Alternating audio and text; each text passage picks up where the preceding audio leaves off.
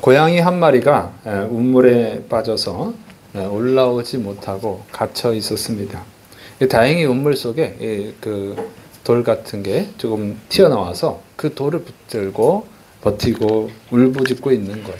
지나가던 사람이 그 소리를 듣고 이제 고양이를 구하기 위해서 긴 막대를 이렇게 내밀었습니다. 그걸 타고 올라오라고 하는 건데 고양이가 알아듣지를 못하잖아요. 자기를 해치는 줄 알고 자꾸 그 나무를 거부합니다. 그래서 이 사람이 생각을 한 거예요. 그래서 이 고양이를 밀어가지고 나무로 밀어가지고 물에 빠뜨렸습니다. 그리고 그 나무를 대니까 고양이가 다른 길이 없잖아요. 그 나무를 타고 올라와서 살게 됐다고 하는 것입니다. 이 얘기는 아무리 도와주려고 해도 말귀를 못 알아들으면 어렵다고 하는 것이죠. 도와주려고 해도 그걸 못 알아들으면 도움이 아닌 줄 알아요. 그래서 그 도움을 거부하죠. 그 어려움을 당하는 거예요. 그래서 이 말귀가 통해야 됩니다. 우리가 근데 같은 말을 해도 사람끼리 같은 말을 해도 못 알아듣는 사람이 있어요. 그럼 답답하죠. 말귀가 안 통하면 말이 안 통하면 대화하기가 힘들어져요. 대화하지 않게 되는 거예요. 사람 중요한 것은 말귀를 잘 알아들어야 됩니다. 말이 잘 통해야 되는 거예요. 여러분 서로 말이 잘 통하시기를 축원합니다. 그런데 이 사람과의 이 말이 잘 통해야 되는 것도 중요한데 더 중요한 게 있어요. 하나님과 말이 잘 통해야 돼요. 하나님이 하시는 말씀을 잘 알아들을 수 있어야 됩니다. 자, 하나님이 주시는 말씀은 다 귀한 말씀인 줄을 믿으시기를 축원합니다. 하나님은 다 좋은 것을 주셔요. 근데 그걸 알아들어야 그걸 받죠. 못 알아들으면 못 받는 거예요. 하나님 얼마나 좋으신 분입니까? 야고보서 1장 17절 온갖 좋은 은사와 온전한 선물이 다 위로부터 빛들의 아버지께로부터 내려오나니. 그래서 모든 좋은 것을 주시는 분이죠. 사람이 살아가는데 꼭 필요한 게 뭡니까? 이 산소가 필요하잖아요. 여러분 지금 숨을 쉬고 있잖아요. 이 산소가 없으면 죽어요. 이 공짜로 주시잖아요. 우리 햇빛이 필요하죠. 공짜로 주십니다. 가끔 비가 필요하죠. 공짜로 주십니다. 그 바람도 필요해요. 바람이 안 필요한 게 아니에요. 바람이 잘 불어야 농사도 잘 됩니다. 이게 다 공짜로 주신단 말이에요. 필요한 것을 꼭 주시는 거예요. 얼마나 좋으신 분입니까? 여러분이 기도할 때 또 응답해 주시죠. 또 기도 안 해도 때로는 응답을 주셔요. 그냥 은혜를 베푸시는 거예요. 이게 좋으신 분인데 또 하나님은 생사화복을 주관하십니다. 신명기 32장 39절 이제는 나 곧 내가 그인 줄 알라. 나 외에는 신이 없도다. 나는 죽이기도 하며 살리기도 하며 상하게도 하며 낫게도 하나니 내 손에서 능히 빼앗을 자가 없도다. 사무엘상 2장 7절 요한님은 가난하게도 하시고 부하게도 하시며 낮추기도 하시며 높이기도 하시는도다.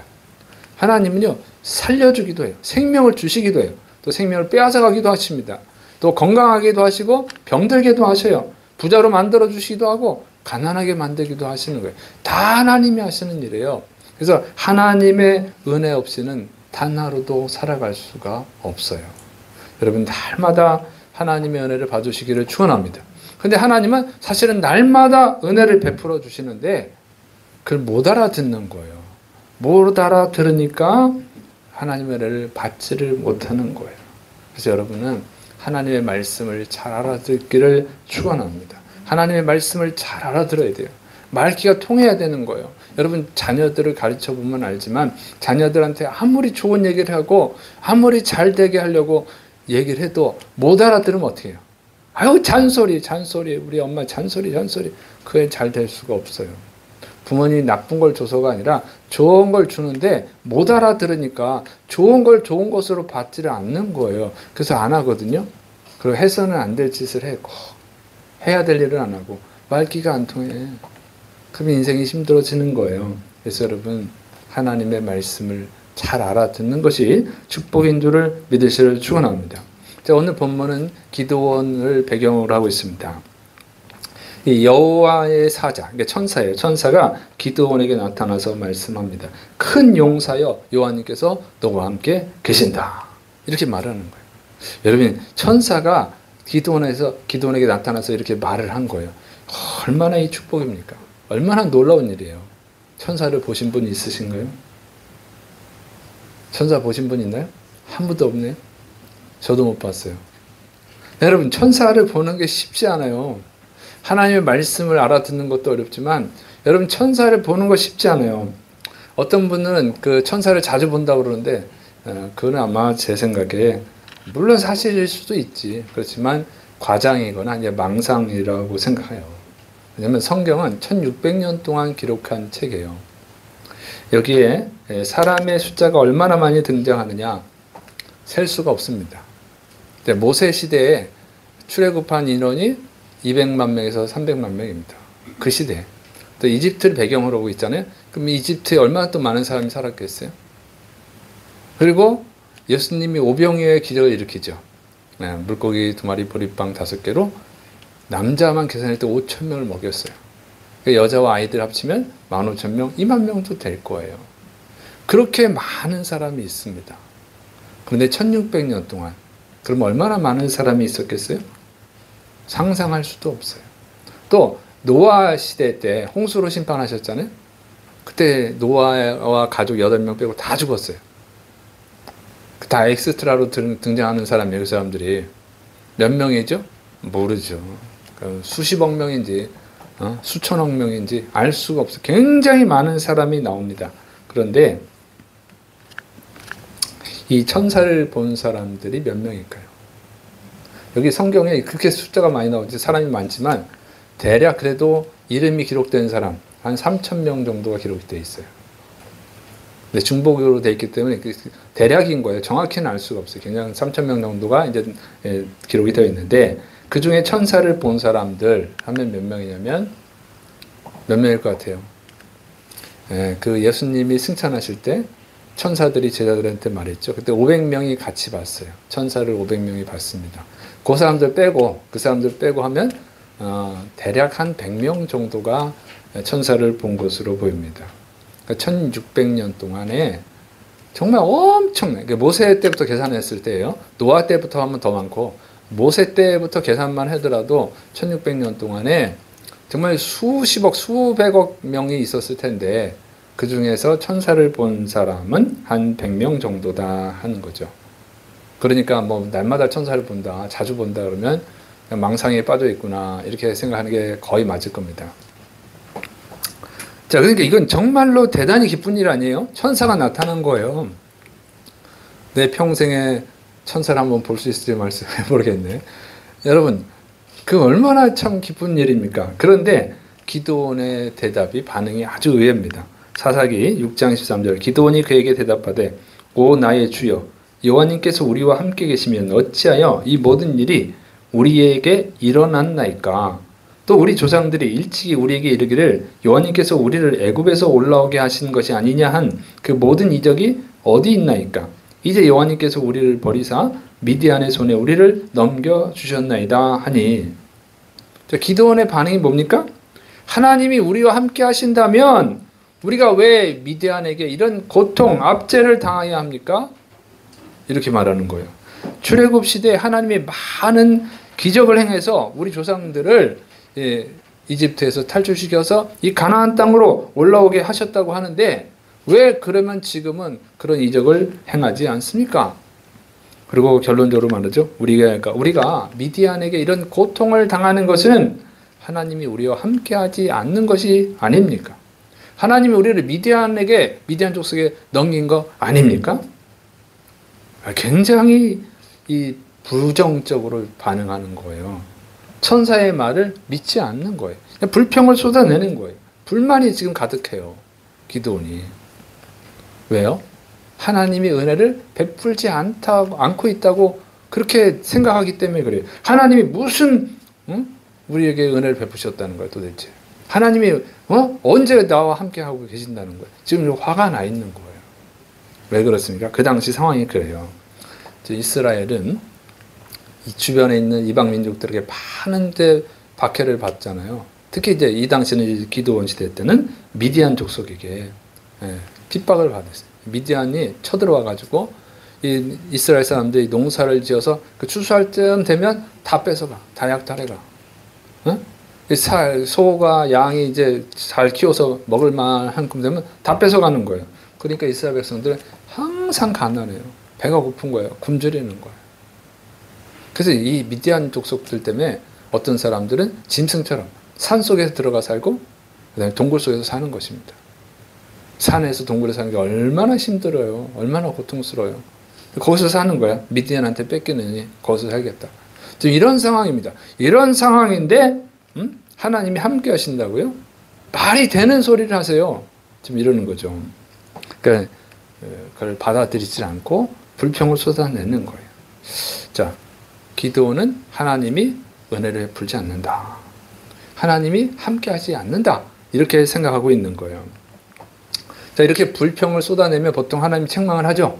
그런데 이 천사가 이제 책망을 하지 않고 그 설명해 주지도 않고 다시 명령을 합니다. 사사기 6장 14절 여호와님께서 그를 향하여 이르시되 너는 가서 이 너의 힘으로 이스라엘을 미디안의 손에서 구원하라. 내가 너를 보낸 것이 아니냐 하시니라. 지금 불평을 쏟아내고 있는 사람한테 네가 가서 네 힘으로 이스라엘을 미디안으로부터 구원해내라. 내가 너를 보냈다. 하나님이 너를 보냈다. 이렇게 말씀하는 거예요. 지금 설명을 해도 못 알아들을 사람한테 설명을 안 하고 명령을 내리는 거예요. 지금 불평을 하고 있는데 왜 그럴까요? 못 알아들어서 그래요. 못 알아들어서. 대화가 안 되거든요. 대화가 안 되니까 얘기해봐야 안 되는 거예요. 그냥 명령만 전하는 것입니다. 우리 이런 거예요. 여러분이 어떤 사람들과 얘기를 할 때 상대방이 못 알아들으면 이런 말 하죠. 너도 죽도록 고생해봐라. 내 심정을 이해할 거다. 이런 말 하고 자식이 말을 한다면 너도 결혼해서 너랑 똑같은 자식 낳아서 고생해봐라. 그래 내 마음을 이해할 거다. 이러죠. 그건 안 돼. 이해 능력이 안 돼. 아무리 설명을 한다고 해도 이해가 안 되는 거예요. 그 어떤 거는 반드시 체험을 해야만 깨달아지는 게 있어요. 그러니까 천사가 지금 못 알아듣는 기도원하고 얘기해봐야 아무 소용이 없거든요. 네가 가서 해봐. 그러면 하나님이 역사하는 걸 체험할 거야. 그 얘기를 하고 있는 거예요. 근데 이 기도원이 눈치가 없잖아요. 말귀를 못 알아들어. 그러니까 이해를 못하니까 또 이렇게 말하는 거죠. 사사기 6장 15절 그러나 기도원이 그에게 대답하되 오 주여 내가 무엇으로 이스라엘을 구원하리까? 보소서 나의 집은 므낫세 중에 극히 약하고 나는 내 아버지 집에서 가장 작은 자니이다. 아니 내가 무슨 힘으로 이스라엘을 구원합니까? 우리 집안은 므낫세 지파 중에서 가장 약한 집안입니다. 그런데 내가 뭘 어떻게 구원을 하라는 겁니까? 말도 안 되는 자꾸 소리를 하시네. 이렇게 말하고 있는 거예요. 말귀를 못 알아듣는 거죠. 그러니까 또 천사가 말합니다. 사사기 6장 16절 여호와님께서 그에게 이르시되 내가 반드시 너와 함께하리니 내가 미디안 사람 치기를 한 사람을 치듯 하리라 하시니라. 이 말은 뭐냐면 네가 구원할 수 있다는 게 아니고 내가 너와 함께함으로 네가 이기게 한다는 얘기다. 너를 통해서 구원하겠다. 이런 말이에요. 그런데 이제 이 미디안은 깨닫지를 못하는 거예요. 말귀를 못 알아들어요. 정말 답답한 사람이죠. 이 천사가 나타나서 이렇게 하나님의 말씀을 대언해 주시고 그러면 이해가 안 돼도 믿고 이제 감사하고 그래야 되는데 이게 안 되는 거예요. 자꾸 엉뚱한 소리만 하고 있어요. 왜 그래요? 하나님이 하시는 말씀을 못 알아들으니까 그래요. 하나님이 은혜를 베푸시고 있지 않다고 생각하고 있는 거죠. 완전 고정관념이 바뀌었어요. 하나님이 어디 계셔? 하나님이 은혜를 베푸시지 않잖아. 이 생각에만 사로잡혀 있는 거예요. 거기에 몰입돼가지고 아무 얘기를 해도 어떤 얘기를 해도 못 알아들어요. 가끔 그런 사람도 있잖아요. 어떤 것 자기 생각이 꽉 사로잡히면 남이 아무리 얘기해도 못 알아들어. 여러 사람이 얘기해도 못 알아들어요. 자기가 듣고 싶은 대로만 들어요. 이게 병입니다. 병. 자, 그러면 이 기드온은 하나님이 지금 은혜를 안 베풀고 계시다고 생각하고 있단 말이에요. 자, 하나님은 왜 은혜를 안 베푸실까요? 여러분 정말 하나님이 은혜를 베푸지 않을 때가 있죠. 하나님의 도움이 필요하단 말이에요. 하나님의 은혜를 구하는데 은혜를 베풀지 않아. 왜 그럴까요? 자, 이스라엘이 지금 하나님의 은혜가 절대적으로 필요합니다. 미디안 사람들 때문에 살 수가 없어. 하나님이 좀 은혜를 베풀어 주셔야 되는데 왜 안 베풀어 주시느냐? 다른 이유가 아니죠. 이 가나안 땅에서 이스라엘이 살게 된 것은 누구네요? 하나님의 은혜입니다. 이스라엘은 원래 이집트에서 노예로 살다가 죽을 인생이었어요. 근데 하나님 모세를 통해서 이스라엘을 이집트에서 탈출시켜 주시고 또 여호수아를 통해서 가나안 땅을 정복해 주셨어요. 거기서 살게 해주셨어요. 그러니까 어떻게 해야 됩니까? 감사해야지. 하나님께 감사하고 하나님께 충성하고 하나님을 기쁘게 해드리는 삶을 살고 예배를 드려야 정상이잖아요. 어? 이게 은혜를 받은 사람의 마땅히 할 바인데 이 이스라엘은 거기서 하나님이 미워하는 우상을 숭배한 거예요. 아주 하나님이 미워하는 우상 숭배를 하고 또 우상 숭배 중에서도 가장 가증한 우상 숭배 뭐라고 그랬어요? 인신제사. 사람을 제물로 드리는 거. 하나님이 얼마나 사람을 사랑합니까? 독생자 예수님을 주실 정도로 인간을 사랑하셨는데 그 귀한 인간을 갖다가 우상한테 귀신한테 갖다 바치는 얼마나 하나님 미워하겠어요. 또 하나님 미워하는 거 동성애. 동성애 이 가나안 사람들이 동성애를 하니까 그를 따라서 하는 거예요. 더 심한 거 짐승성애.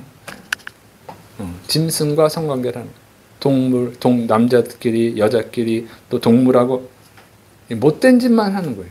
그러니까 하나님이 심판을 하는 거죠. 자, 그래서 우리가 생각을 해야 되는 거예요.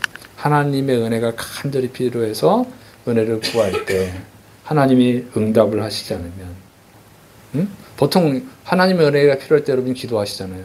근데 기도했는데도 응답이 안 되면 어떻게 사람들이 불평한단 말이에요. 기도해도 안 되네. 불평하는데 하나님의 은혜가 필요해서 기도했는데도 은혜를 안 주실 때는 불평해서는 안 되고 첫 번째 해야 될 일이 뭐냐. 하나님의 은혜를 베풀지 않을 때 첫 번째 해야 될 일은 회개인 줄을 믿으시기를 축원합니다. 회개를 해야 되는 것이지.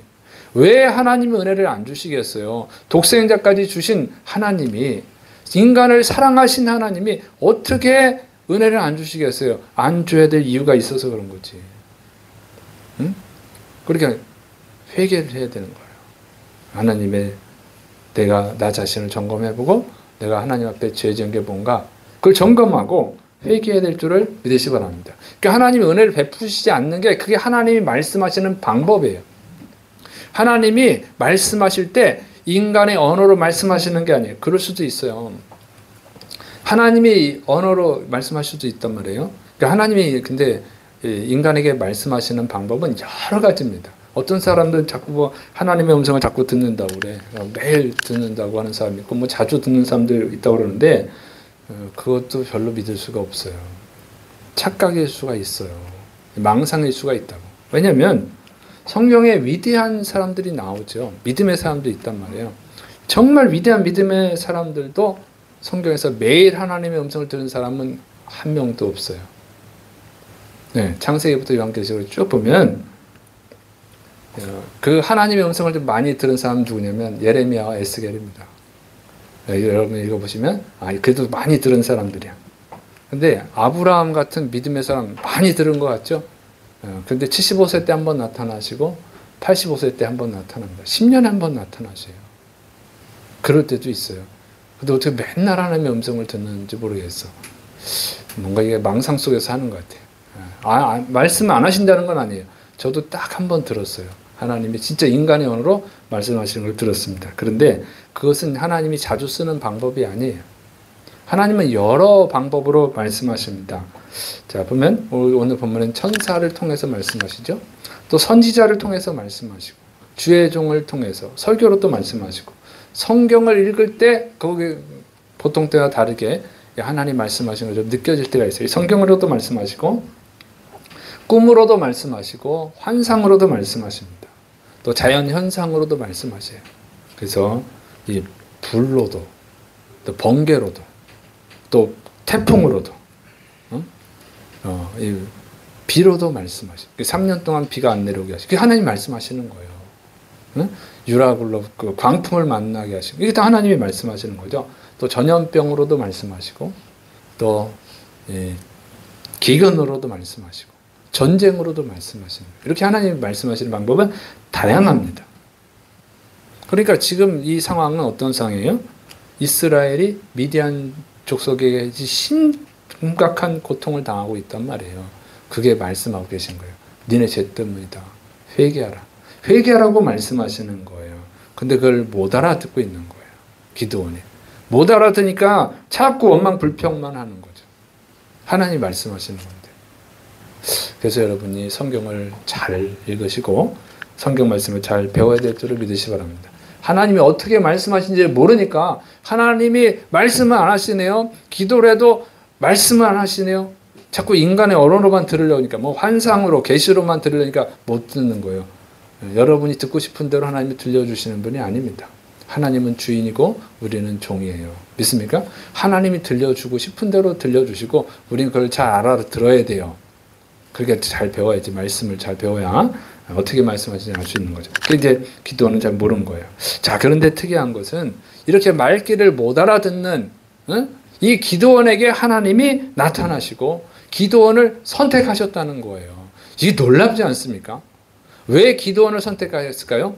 자, 보통 하나님 원망 불평하면 안 쓰거든요. 근데 원망 불평하는데 이 기도원을 쓰시는 거예요, 지금.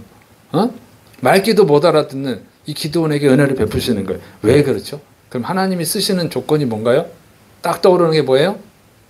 믿음이 있어야겠죠. 믿음이. 이렇게 생각할 수 있잖아요.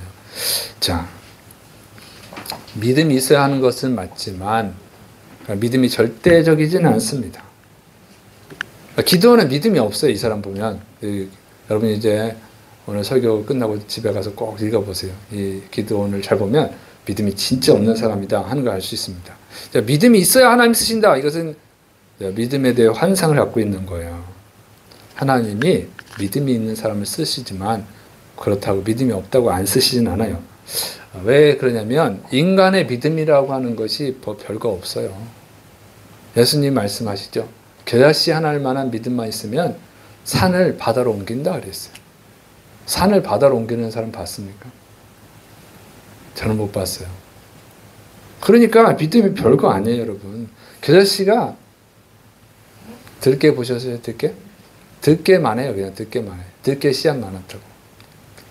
그렇게 작은 거예요. 그게 작은 거. 그게 뭐 얼마나 큰 믿음이 필요하냐고.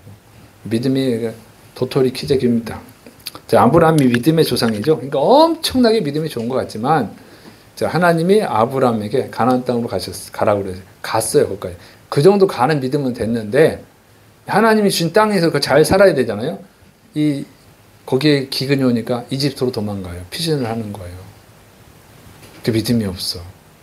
그리고 이집트로 가는데 이집트 사람들이 자기 부인이 이쁘다고 자기 뺏으려고 자기 죽일까 봐 겁이 나가지고 부인이 아니라 여동생이라고 속여요.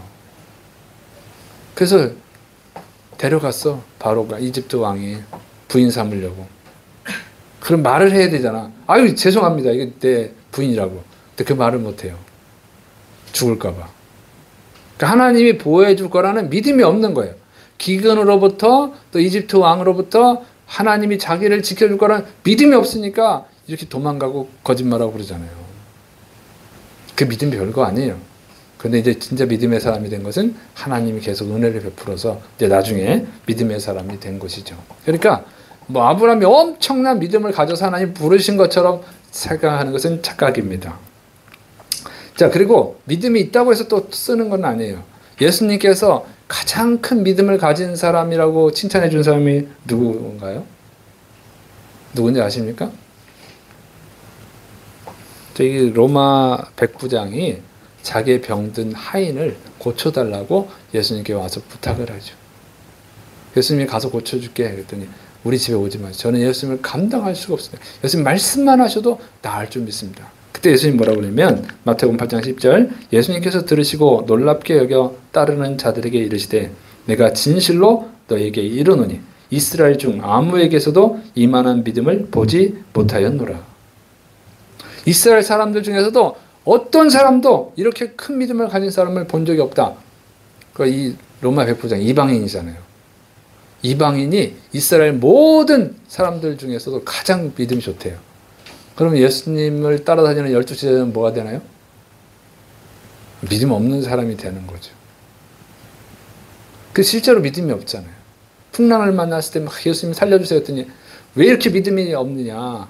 예수님이 책망을 많이 해요. 믿음이 적은 자들아 너희 믿음이 어디 있느냐. 예수님의 제자들은 믿음이 없어요. 믿음이 없다고 많이 책망을 받았어.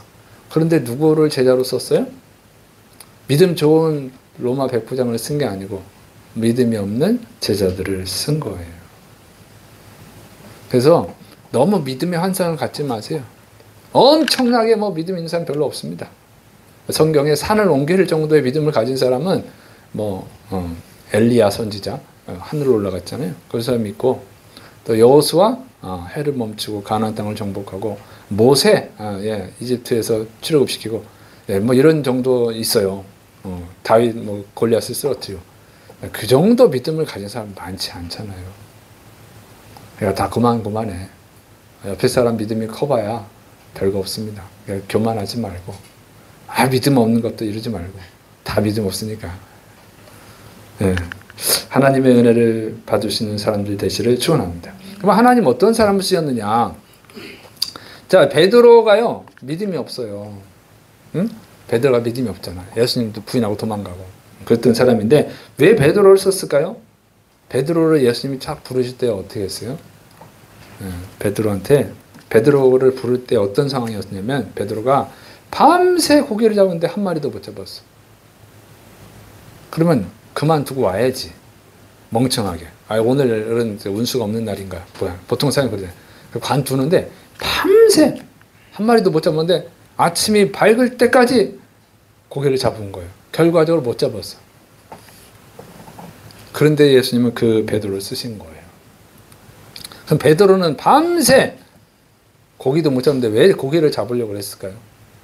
가족을 먹여 살려야 되니까. 응? 가족 먹여 살리려고 열심히 한 거죠. 또 하나님이 다윗을 쓰셨는데, 다윗은 어떤 사람이에요? 다윗은 믿음도 좋지만, 다윗은요 아버지가 양 치라고 맡겨놨잖아요. 근데 그 양을 치다 보면 사자도 나타나고 곰도 나타나서 양을 잡아먹어요. 잡아먹으려고 이렇게 오면 어떻게 합니까? 다윗이 그 사자의 입에서 양을 구해내는 거예요.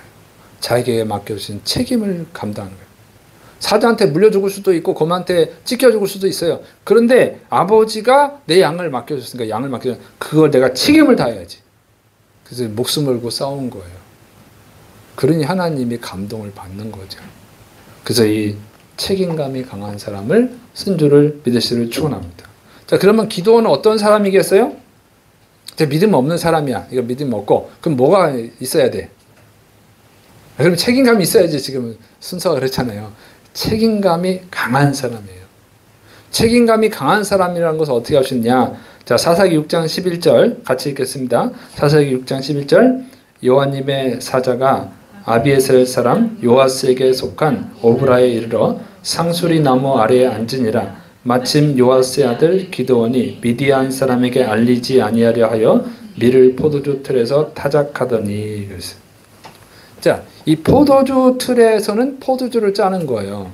근데 포도주 틀에서 밀을 타작하고 있습니다. 밀은요 원래 마당에 탁 펼쳐놓고 그 다음에 소나 나귀로 하여금 이 맷돌을 돌리게 하는 거예요. 우리 옛날에 쓰던 이런 조그만 맷돌이 아니라 엄청 큰 맷돌이에요.